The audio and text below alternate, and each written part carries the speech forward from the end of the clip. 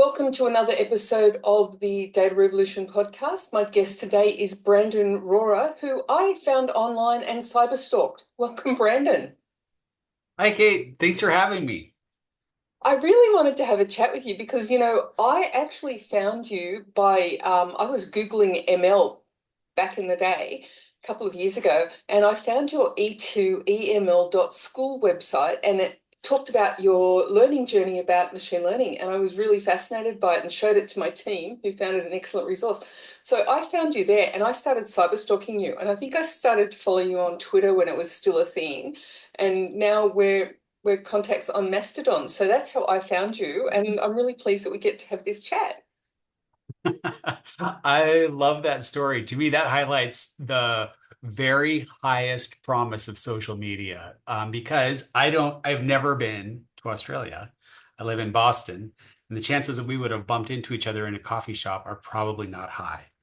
So, Yeah, and that's one of the things, and it's one of the things I think is really so tragic about the demise of Twitter is how everything's fragmented now.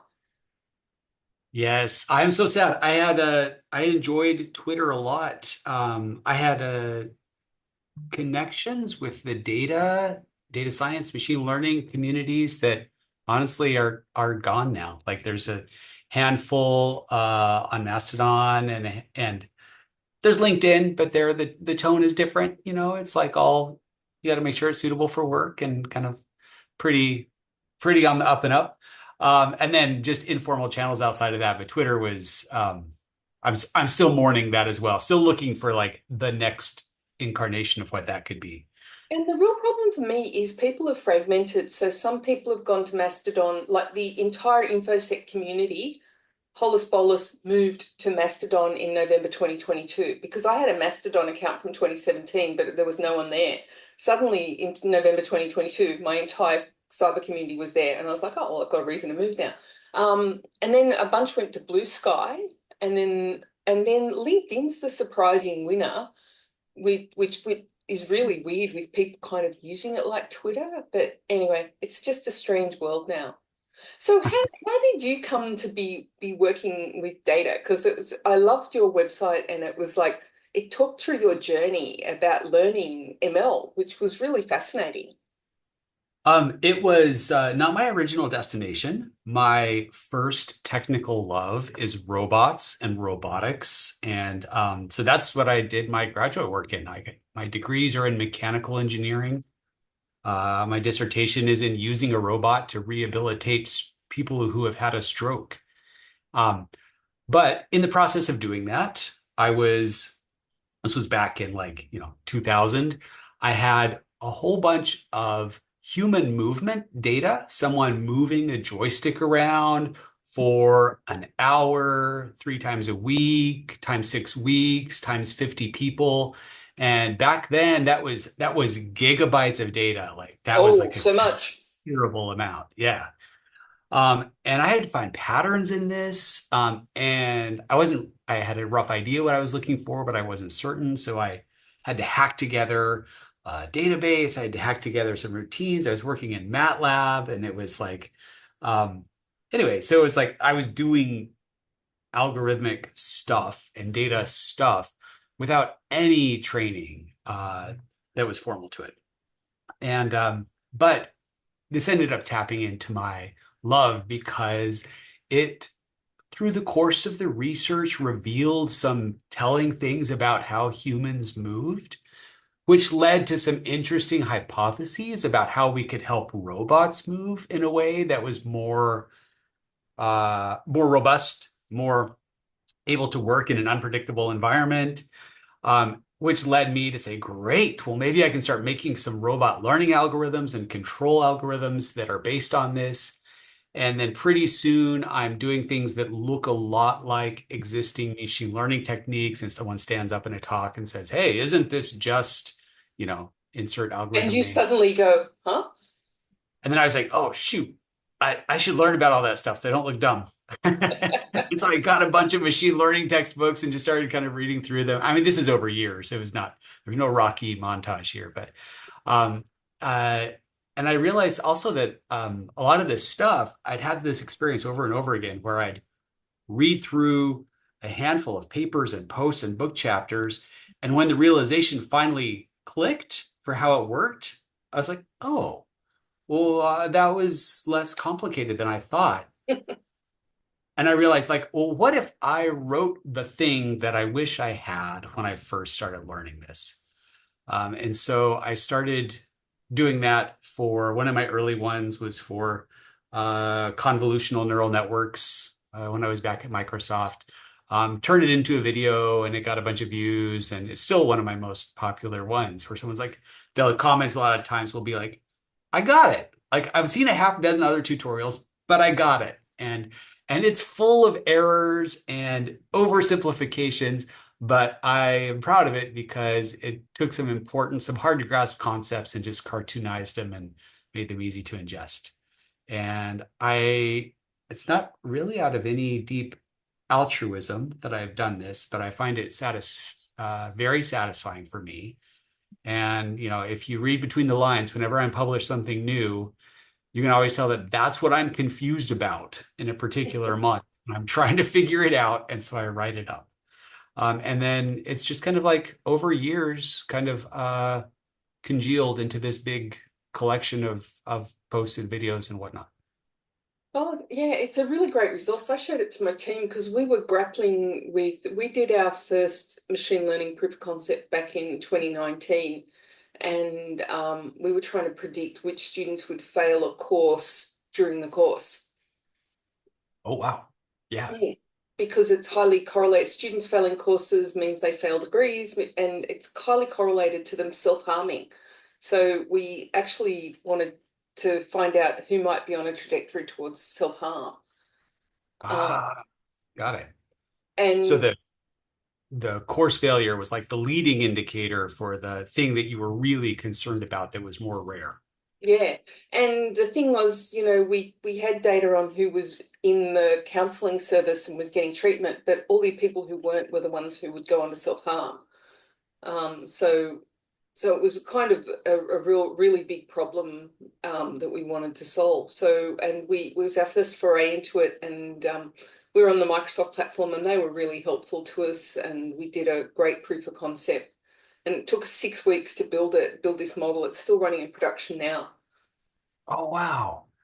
And it So just won an award, which is great, a Gardner Award. that is that is such a good story because it's rare that someone actually uses machine learning to make the world a better place. But it Yeah. sounds like that's actually the case here. Um, I'm curious, did you have to stretch to like figure out what was important to measure or to include in the model? It Like was that's like hilarious. the Yeah. hardest part. So the teachers had 5 factors that they thought were important, and we tested all sorts of factors because we had all the data, and it turned out to be the 5 factors that the teachers thought were important. Okay. So they were right. So they were very chuffed that they were right. But Oh, it was really basic things. Has the student logged onto the learning management system? You know, have they done their first assignment? All of those sorts of things that you would think are really predictive are. And it's been running at 95+% accuracy since then. So it's pretty good. But that was our first foray. And I had my development team were like, what? And I found your website and showed it to them, and they were like, oh my God, this is so helpful. I'm so glad. The it's funny because a lot of times like I mean I did a deep dive into transformers because I wanted to understand about transformers and LLMs and all of that. And at the very end, in my own mind, the punchline after doing these deep dives usually comes down to, you know what, it really comes down to how good the data is going in. And you can have these huge models and dump in all of these unrelated features, and the results are meh. But if you have even a very simple model and you have domain experts like the teachers saying like, you know what, my gut says it's this handful of things. Let's look at it. That wins every time.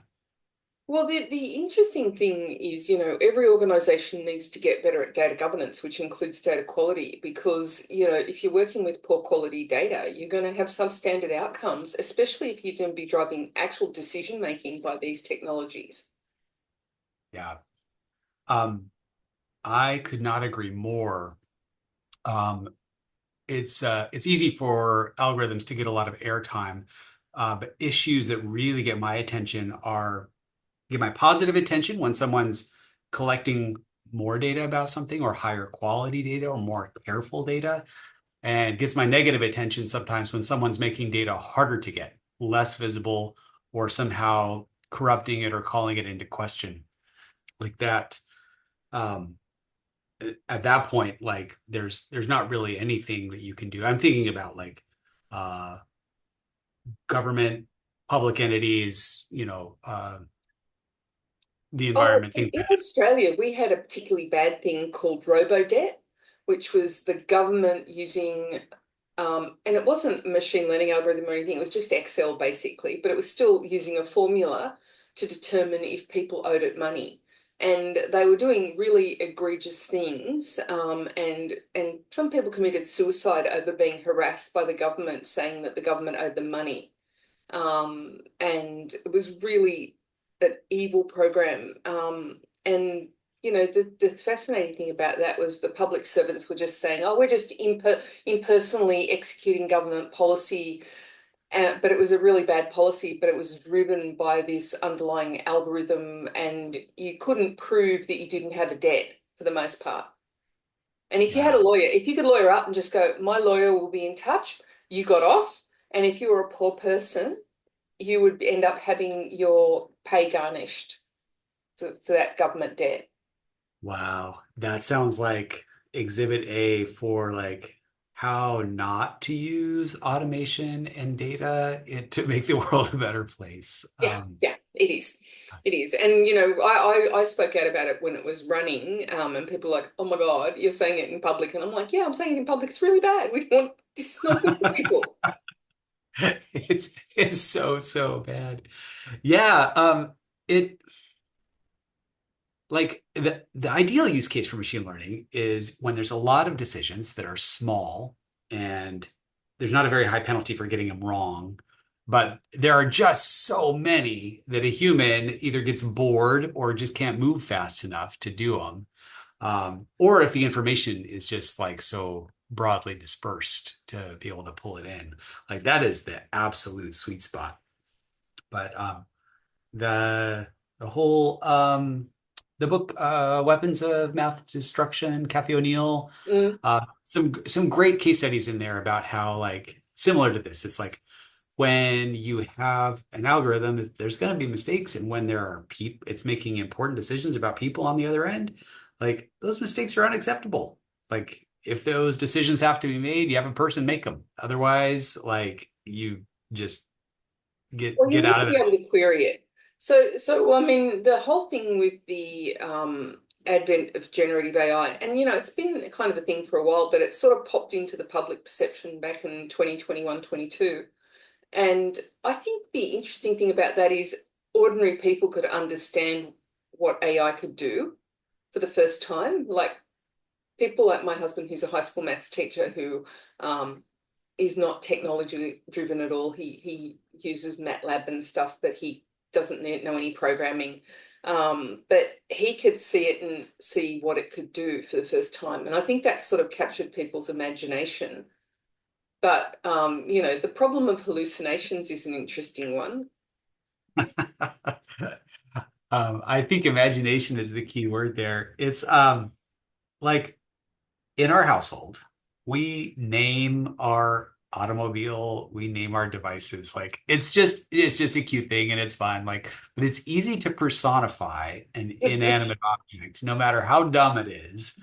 And to start to ascribe motivations to it and ascribe internal processes to it that simply aren't there.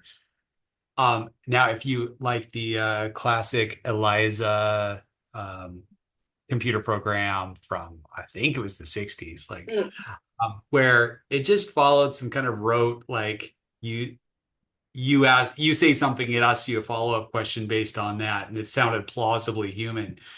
That was the original, like, blow people's minds. It's like, oh my goodness, computers are thinking. And it was in this first round of like AI, sci-fi, like it's gonna take over the world. Um, but now, like with so much more data at its disposal, like LLMs are so much more plausible. Um, you even people who are familiar with how they work on the inside have to be really like we have to remind ourselves like there is no ghost in the machine. Like this is like really, really good autocomplete. And yeah, if you give it enough data, it will give you very good answers and maybe even the right answers in some fraction of the cases, which it does. It's great for a lot of things, but it doesn't have this We shouldn't rich we shouldn't life. be like those lawyers who just took the generative AI created um, case summary or whatever it was and sent it to the judge and had it completely invented, completely hallucinated citations. Yeah.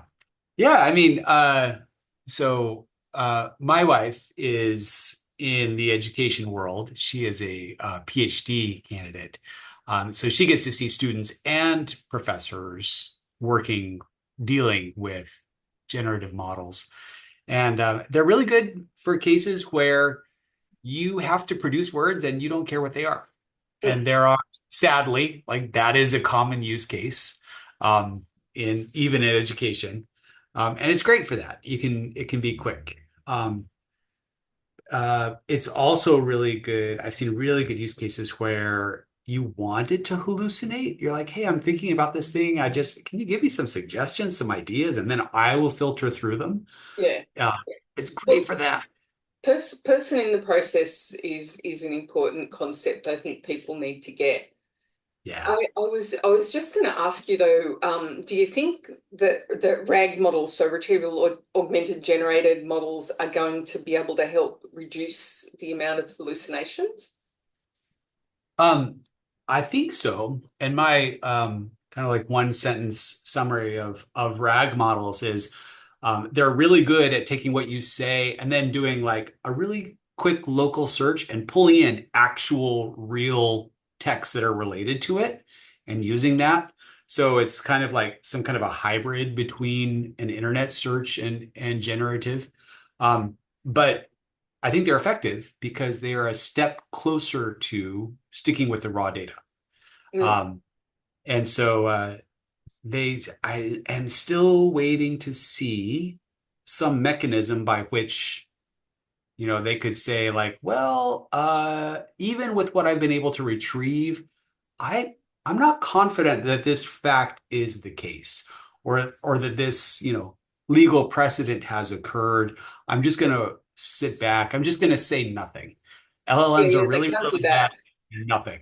I genuinely think that they're actually throwing into disarray what we've conceptualized as intelligence, because a lot of what we've thought of as intelligence is just glibness. Yeah. Um, uh, so 15 years ago, because of the line of work I was in, I was attending these AGI conferences. And this is back when it was very much a fringe activity. It would like co-locate with these AI conferences, but be like in a little venue, like not even co-located with the Ballroom. main event. Yeah, like 2 days before the real conference. And you kind of said you were going there and like winked and be like, you do it ironically. Um, but uh, but yeah, even then it was hard to pin down what we meant when we were talking about intelligence. And the thing that really drove this home for me is there was one big Q&A session where we were getting into it and I just stopped. There's a room of like 100 people. I was like, so I feel like I'm hearing two things. Intelligence is it operates with the same mechanisms as the human brain, or intelligence is it does approximately what a human can do, like functional. Mm, Um, and if you could have just one or the other, which would it be? What's core to you? And the room was split 50-50. So like yes. this this gathering, like we were all looking for something different. We all meant something different when we were talking about intelligence. And if there was a place where we had a hope of defining it, it was there. Mm, And we weren't even close. yeah. But I'm just fascinated because, generative AI is capable of stringing together really good words that sound really good. And I think a lot of us have mistaken that for intelligence for a very long time. And we probably need to dig a bit deeper because we now know that generative AI is often quite wrong. Yeah. Yeah, I mean there are the jokes about, there are humans who are very good at stringing together words that sound great, and then when you pull them apart, mean nothing, or contradict themselves, or have no grounding in reality. In which case, LLMs are extremely human. Yeah, yeah, they are Whether very they're human. intelligent, whether they're intelligent is a separate question. But Um, I think that that's the big question for our time. What do we really mean by intelligence? And when we're probably going to be, like you said, 50-50 split on what it is yeah. in any room that we walk into. Um, This is something that has been in my mind for a while, because even going back, so set aside reasoning, production of words, playing chess, things like that. Even if you go down to something very mechanical, like moving an arm. So back when I was doing human Mhm. movement stroke rehabilitation, um, there were some very large, ambiguous, unresolved questions about how the human brain even moves our limbs. And it's just so, I mean, it's just so hard to measure what's going on. We don't even know what to look for. There was even a debate like, are we looking to measure like one neuron that controls something, or somehow it's in the distributed set of neurons that are doing something, or maybe it's in how those patterns of neural activity change over time that's doing something. And there's so much going on, and it's hard to measure it accurately. Like, no one could agree even on what we were even looking for. And this is something where we can measure movement very, very accurately. We can all see it and agree on it. There's no disagreement there, no confusion there. Um, and we still don't know what motor control is at its core. Um, and so abstract that out a little bit to like reasoning and empathy and model building and like, you know, meta building metaphors and analogy and communicating, building theory of mind. And it's like, I, I love it because we are so utterly clueless. Like it is, in my mind, the frontier. We all do it. We all see other people do Mm. it, and we don't know how. Yeah, yeah, yeah. Well, Uh, it's, I only recently became aware of how difficult it is to build bipedal robots. oh yeah. Um, yeah. So I had friends in the MIT Leg Lab, which has done some great work with bipedal robots, going back into the 80s. But back then it was fun because I was fascinated with robots and they're doing this great research. But even then, it was like their failure, their B-roll failure reel was hilarious because these robots would just like fall over or jump and land on their head or do a flip but not quite clear it, or just stumble over a cord. And it's easy to forget that now because that line of research has since evolved into Boston Dynamics, and we have, the big dog, and we have Atlas, and some robots that do some just amazing things. But that's decades of focused research from some very dedicated people, which I have immense respect for. And even then, my understanding of the current state of the art is you change that hardware a little bit, and the policy that they have is not very helpful anymore. It's like it's Wow. very specific. Yeah. Um, So things that humans do without even thinking about it are really, really hard to program. Like we're really complicated. Yeah, yeah. It's kind of funny too because we stack the deck in our favor when, chess, for instance, for a human, that's hard. Like you have to study and practice for a long time. Uh, that's a great problem for a computer. Like Mm, just small finite set of moves and rules and finite a possibilities. very heavily rules-based world. Yeah, yeah. So when we initially set up checkers and chess as measures of machine intelligence, like we were really stacking the deck in their favor. Um, but things that a 5-year-old does, like stumbles around on a shag carpet with sticky soled shoes, like, oh my gosh, that's a nightmare for a robot being controlled by a computer. Hey, one thing I did want to talk to you about is this idea of where you think generative AI is going. Because you've heard people talk about agentic AI, which is this Uh, idea of the next generation of generative AI with agents that can daisy chain their own prompts. uh-huh. And so I've been talking at conferences about how I think things like AI, Internet of Things, robotic process automation are all joining together to make autonomous systems, which now people seem to be calling agentic AI. And I sort of see that as the next interesting thing that people are going to do things with. I like that line of research. I think that has a lot of possibility. Let's see, a couple of thoughts.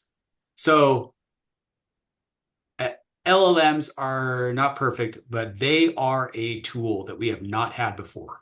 So like any tool, there's some things that they are very good at and some use cases that they just really nail. Um, but like any tool, if you use it places where you shouldn't, it's going to look silly. So we're kind of exploring where that boundary is right now. Um, But to your comment before about, you know, a lot of the times are just stringing words together in a way that makes sense given the context. And so for a lot of non-critical situations, like if there's a computer program that can do that, like that can meet certain needs. Like if you're going to an information desk and asking for help, like how great to be able to do that in natural language and get a reasonable answer. So I think we'll get better at helping LLMs like not say dumb stuff. I really think that being able to train an LLM on the data that's specific to what we want it to do, as opposed to having like giant General L- purpose LLMs. So we think, move yeah, away from general purpose to specific purpose ones. yeah. And it may not even have so much to do as the difference in architecture as just the training Mm. data.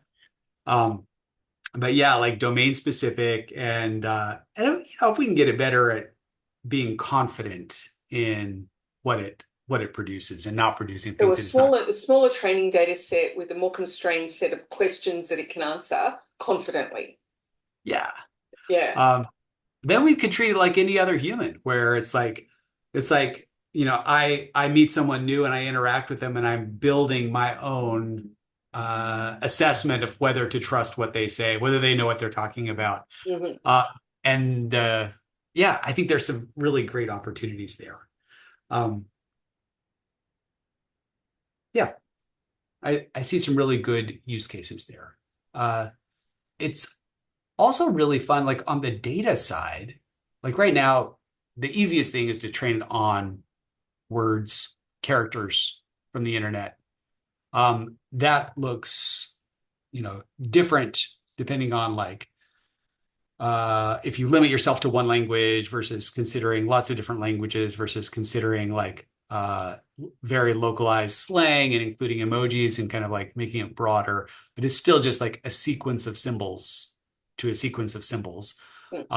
They're including like steps to expand that to audio. Some great demos on the most recent GPT. I have to give a nod to like great job doing audio to audio and text to speech and speech to text. And then there is the promise of doing this with video too. The trick being that with printed text, it's already symbolic. It's already reduced to ASCII or Unicode. And with speech and video, there's this extra step of how do you take this high dimensional analog, continuously variable input and reduce it to symbols and Mm. then get it in there. So I Yeah, expect I that's was talking with a startup that's trying to do some stuff in that space at the moment, and they're just trying to automatically translate it to from video spoken from language to language. And that's already a pretty hard problem at the moment. yeah, yeah. It's super hard, which coming back to robots, it's fun. Like a lot of early robot work was done in simulation where you could chunk the world. You could make the world symbolic and make it so therefore straightforward, more like a chess game. Mm. When you're dealing with physical robots, you're dealing with actual continuous, there is audio, there is video, there is these weird continually varying sensors, and you have to figure out how to get them into this symbolic state, how to make them symbols so that then you can get them into the computer's native language, like the computer's playing field.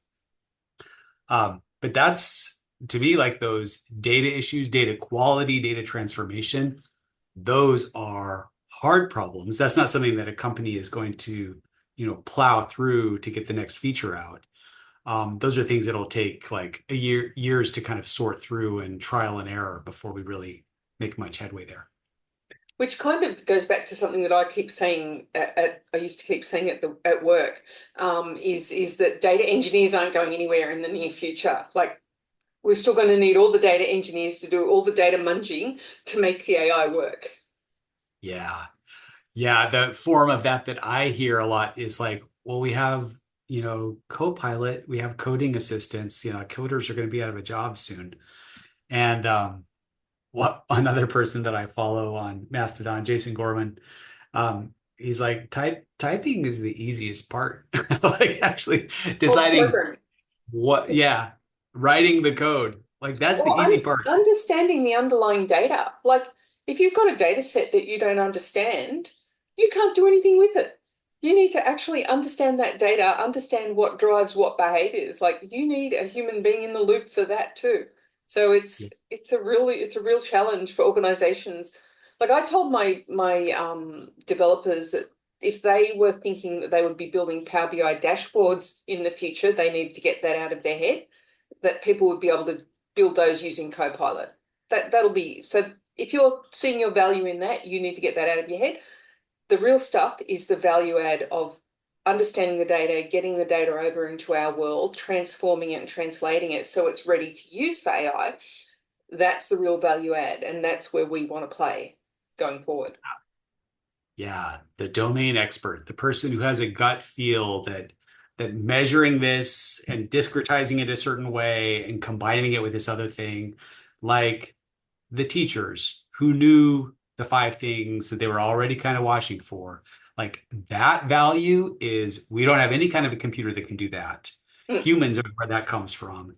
And that's what takes any problem and changes it from intractable to all of a sudden just a challenge. yeah. Um, so And yeah, that was a fascinating thing. So, we had some expertise from outside helping us with that proof of concept. We had my team learning on the job, and then we had the people in the education space working with us, and then we had the teachers' input. So it was really a collaborative thing. So one of the things that I'm really seeing will drive a lot of this in the future is people working together collaboratively, bringing different bits to the table. yeah. The projects that I've worked on that I've enjoyed the most have had these in the same room. You have the data engineers and you have the algorithm person and you have the person who has spent a lot of time with users and has a gut sense of kind of like what they value and speaking different languages, valuing different things, coming from backgrounds where there's totally different incentive systems, but taking the time to build the bridges to understand, like, okay, here's where the real sticky points are and what we're trying to do. Here's the hard parts. Here's what, and here's what it'll take to make it good. let's kind of do this. And it's confusing and it's messy and it doesn't look like a homework problem that you get a thrill out of like just nailing the right answer. But when you're done, you feel like you have made something, like you've created something real. And that feeling is like, that's one of my favorite feelings. Yeah, I love that too. That's one of the things that is really exciting me about being able to build things. I'm still a techno utopian at heart, even though I've been crushed many times. So I still hold out hope that AI can make the world a better place. I am fully confident that AI can make the world a better place. It all depends on the hands that's holding it. And that seems like a good place to draw this lovely conversation to a close. Thanks, Brandon. Really enjoyed our chat. Thank you so much for having me on, Kate. It has been an absolute delight.